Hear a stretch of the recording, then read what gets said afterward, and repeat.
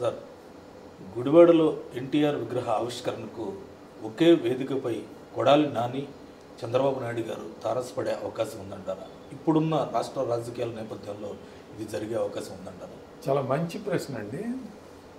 ఇది జరగడానికి అవకాశం ఉందా అని అంటే ఉందని చెప్పచ్చు, లేదని చెప్పచ్చు. ఎలా ఉంది అని అంటే మీరు చెప్పారు రాష్ట్రంలో జరుగుతున్న రాజకీయ పరిణామాలు.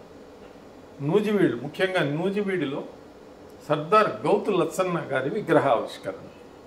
ఆ విగ్రహావిష్కరణకు నూజివీడు స్థానిక ఎమ్మెల్యే, మంత్రి ఆయన పార్థసారథి గారు, జోగి రమేష్, శిరీష్ అంటే గౌతు లచ్చన్న గారి మనవరాలు. ఆమె పలాస నుంచి ఇక్కడ వచ్చారు దీనికోసం, ఈ కార్యక్రమం కోసం. అంటే ఆమె చెప్పటం, నేను వేరే కార్యక్రమంలో గుంటూరులో ఉన్నాను, అంటే రాజధాని ప్రాంతం కాబట్టి దగ్గరలో ఉండొచ్చు, వాళ్ళు పిలిస్తే వెళ్ళి ఉండొచ్చు, దానిలో తప్పేం లేదు. దానిలో ఇక్కడ ఏంటంటే మీరు అడిగిన ప్రశ్న, చంద్రబాబు నాయుడు గారు, కొడాలి నాని మాజీ శాసనసభ్యుడు, చంద్రబాబు నాయుడు 4 సార్లు ఎమ్మెల్యేగా అయిన శాసనసభ్యుడు, డెఫినెట్గా అక్కడ స్థానిక శాసనసభ్యుడు కాబట్టి ఎవరన్నా అక్కడ స్థానికంగా ఆ విగ్రహం పెట్టుకున్న వాళ్ళు పిలిస్తే చంద్రబాబు నాయుడు గారు సడన్గా కొడాలి నానిని చూసి, ఆ ఆహ్వాన పత్రిక నేను చూడలేదు, వీళ్ళేదో నేను నిమ్మకూరులో ఏదో ప్రోగ్రాంకి చంద్రబాబు నాయుడు గారు వస్తే అది ప్రోటోకాల్, మీరు చెప్పారు కదా అని చెప్పి మేము వచ్చామండి అని చెప్పి ప్రోటోకాల్ ఆఫీసర్స్ కూడా ఇగ్నోర్ చేస్తే, కొడాలి నానిని చూసి మరి స్టేజ్ మీద నుంచి దింపటం భావ్యం కాదని చంద్రబాబు నాయుడు గారు భావిస్తే, తెలుగు తమ్ముళ్ళందరూ తిట్టుకున్నా కానీ చంద్రబాబు నాయుడు గారిని ఎదిరించలేక మౌనంగా రోధిస్తే జరుగుతుంది. అంతేగాని చంద్రబాబు నాయుడు గారు రాజకీయవేత్త, ఇలాంటి వాటికి ఏ విధమైన అవకాశాలు ఇవ్వడం. ఎవరు పిలుస్తున్నారు ఏంటి అనేది కూలంకషంగా 1కి 4 పర్యాయాలు ముందే తెలుసుకుని ఇచ్చేస్తారు.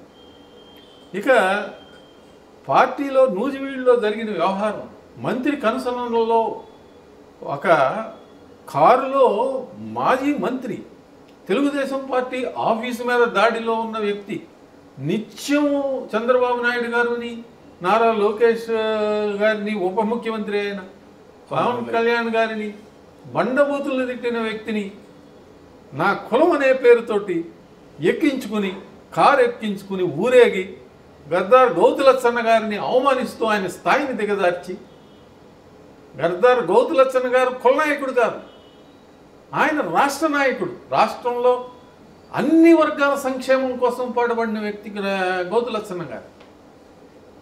కేవలం ఆయన్ని కుల నాయకుడు చేసి ఒక శుభ సంఘం పిలిచింది అని వాళ్ళ మీదకి తోసే ప్రయత్నం చేస్తున్నారే, ఇది తెలుగుదేశం పార్టీకి పట్టిన దౌర్భాగ్యం. కొలం పార్థసారథి గారు 12,000 మెజారిటీతో గట్టెక్కారు. ఎంఆర్ అప్పారావు గారి సంస్థానం ఉంది, అక్కడ బలమైన నాయకుడు ఆయన.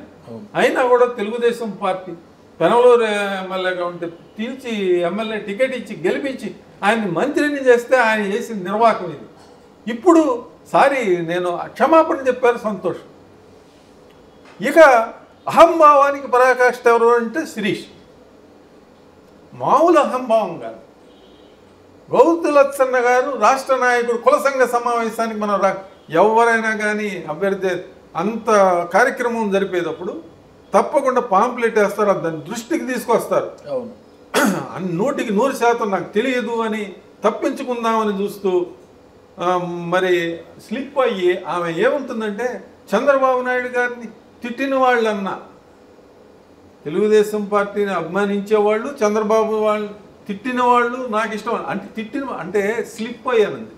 చంద్రబాబు నాయుడు గారిని మెచ్చిన వాళ్ళు అనాల్సింది ఇలా. అంటే ఆమె యొక్క అహంభావం. నేను క్షమాపణ చెప్పను, నేను తప్పు చేయలేదు, ఎందుకనంటే నాకు తెలియదు కాబట్టి తప్పు చేయలేదు. ఇగ్నరెన్స్ ఈజ్ అంటే నాకు తెలియదు అని అనటం అది తప్పండి. అంటే నాకు లెఫ్ట్ హ్యాండ్ డ్రైవింగ్ కాదు, నేను రైట్ హ్యాండ్ డ్రైవింగ్ చేస్తా, తెలుసుకోవాలి. అమెరికా నుంచి ఇక్కడికి వచ్చి డ్రైవింగ్ చేసేటప్పుడు ఇక్కడ రైట్ హ్యాండ్ డ్రైవింగ్ ఉంటుంది ఇండియాలో, ఈ రూల్స్ ఫాలో అవ్వాలని ఏ బుద్ధి ఉన్నవాడైనా కానీ అలా ఇక్కడ రూల్స్ని ఫాలో అవుతారు. అరే ఇంపార్టెంట్ కార్యక్రమం, నేను దిగటానికి అంత పెద్ద నాయకులు కాదు. జోగి రమేష్ నీ నాయకుడిని బండబూతులు తిట్టిన వాడు ఎవడైనా కానీ వాడు జగన్మోహన్ రెడ్డి అయినా నువ్వు వేదిక పంచుకోకూడదు. అవును. రౌతు శిరీష, నువ్వు ఒక రోల్ మోడల్ అయి ఉండాలి, హీరోయిన్ అయిపోయేదా, రాష్ట్రం మొత్తానికి మహానాయకురాలు అయ్యేది, నీ తండ్రి స్థాయి నాయకురాలు అయ్యేదాన్ని ఆ పని చేస్తున్నట్టయితే. ఇక పలాసలో శిరీష గారికి రాజకీయాలకు కాలం చెల్లింది. ఈ విధమైన రాజకీయాలకి ఆమెకి గ్రేస్. అక్కడ బాబురావు తాతారావు గారని ఇంకొక ఆయన రిటైర్డ్ జిఎస్టీ అడిషనల్ కమిషనర్ ఒక ఆయన రిజైన్ చేసి పార్టీలో చేరి టికెట్ కోసం ప్రయత్నిస్తూ ఉంటే, మధ్య కుటుంబం నుంచి కొంతమంది ప్రయత్నిస్తూ ఉంటే ఈమె టికెట్ ఇవ్వకూడదని అనుకున్నారు, కానీ ఇచ్చారు. కొన్ని కారణాల వలన ఇచ్చారు. ఆమె ఇచ్చిన దానికి తెలుగుదేశం పార్టీకి తగిన శాస్తి చేసింది. కాబట్టి పలాసలో ఇలాంటి వాటికి నారా లోకేష్ బాబుది తెలుగుదేశం పార్టీలో ఉడుపు పట్టులాగా పట్టు బిగించారు. తెలుగుదేశం పార్టీ వ్యవహారాలన్నీ నిశ్చితంగా గమనిస్తున్న వ్యక్తి ఎవరైనా ఉన్నారనంటే అది నారా లోకేష్. ఎందుకనంటే భవిష్యత్తు తెలుగుదేశం పార్టీ భవిష్యత్ నాయకుడు ఆయన. పదవుల కోసం ఆశపడే వ్యక్తి కాదు. మంత్రి పదవి అవసరమైతే రాజీనామా చేసి పార్టీ వ్యవహారాలను చూసుకోవడానికి ఆయన సిద్ధంగా ఉన్నాడు. కాబట్టి ఈ మంత్రులు ఎమ్మెల్యేలు అందరూ కూడా తమ ప్రతిభ అని అనుకోవటం భ్రమ. ఇది కూటమి నాయకత్వ ప్రతిభ.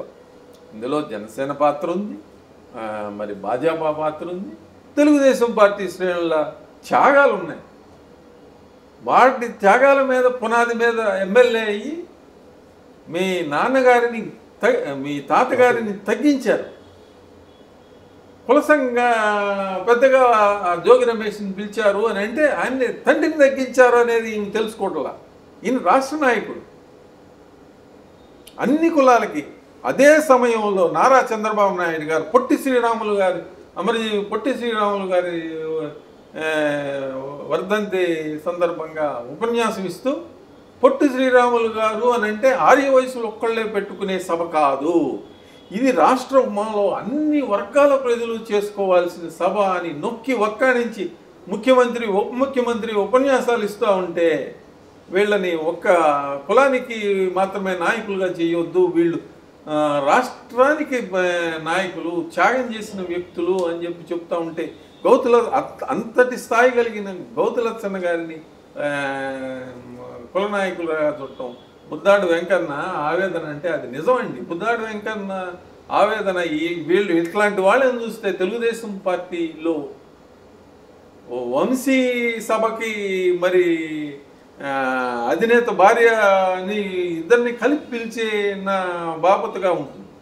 వల్లభనేని వంశీ కూడా రాబోయే రోజుల్లో అలాంటివి కూడా చూస్తాం. ఇలాంటి వాళ్ళని క్షమిస్తే, ఎందుకంటే వాళ్ళలో క్షమ లేదండి.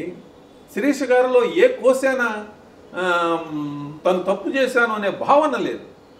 కనీసం ఆయన తప్పు చేశాను అని చెప్పాడు పార్థసారథి గారు, ఆమె భావనే లేదు. నాకు తెలియదు, వాళ్ళు పిలిచారు, వెళ్ళాను.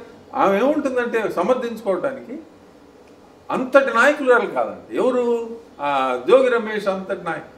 నువ్వు సాక్షాత్తు 35 సంవత్సరాలు మరి సోంపేట నియోజకవర్గంలో ఎమ్మెల్యేగా ప్రాతినిధ్యం వహించిన ఆయన మనోరాలివి.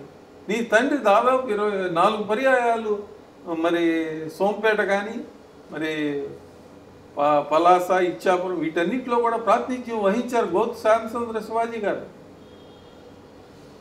ఒక్కసారి పరిశీలన చేసుకోవాలి. ఆ రాజకీయాల్లో అక్కడ రాజకీయాల్లో నెగ్గుకు రావాలి అని అంటే మీకు గుత్తాధిపత్యం శిరీష్ గారికి లేదండి. చంద్రబాబు నాయుడు గారు కానీ ఏమోలే పోనీ అని అనుకుంటాడు, కానీ నారా లోకేష్ బాబు ఆయన ఏమో పోనీలే అనుకునే వ్యక్తి కాదు. ఇక వీళ్ళ చాప్టర్ అవుట్. ఇంకొక అతను ఇంకొక మండల స్థాయి, రేపు మండలాల ఎన్నికలు వస్తున్నాయి కదా, మండల స్థాయిలో నాయకుడు ఎవరన్నా ఎమర్జీ అయితే ఈమెను 5 నిమిషాల్లో తీసేస్తారు.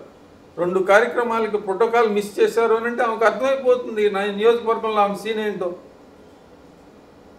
కాబట్టి తప్పు జరిగితే దాన్ని క్షమించాలి, ఇది పొరపాటు జరిగింది, నేను అని ఉండాల్సింది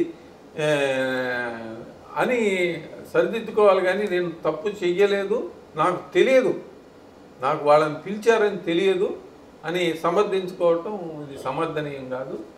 కాబట్టి రాబోయే రోజుల్లో పలాసలో తెలుగుదేశం పార్టీ కొత్త నాయకత్వం వచ్చినా ఆశ్చర్యపోవాల్సిన పని లేదు.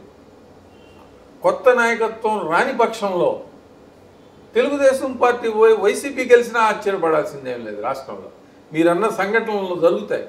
కొడాలి నాని గారు, చంద్రబాబు నాయుడు గారు, ఎందుకంటే ఇది క్షమార్హంగాని నేరాలని తెలుగుదేశం పార్టీ ప్రోత్సహిస్తే తప్పకుండా రాబోయే రోజుల్లో గుడివాడలో ఏదో ఒక ప్రోగ్రాంకి కొడాలి నాని గారు మరి చంద్రబాబు నాయుడు గారు ఒకే వేదికను పంచుకోవటం ఖాయం.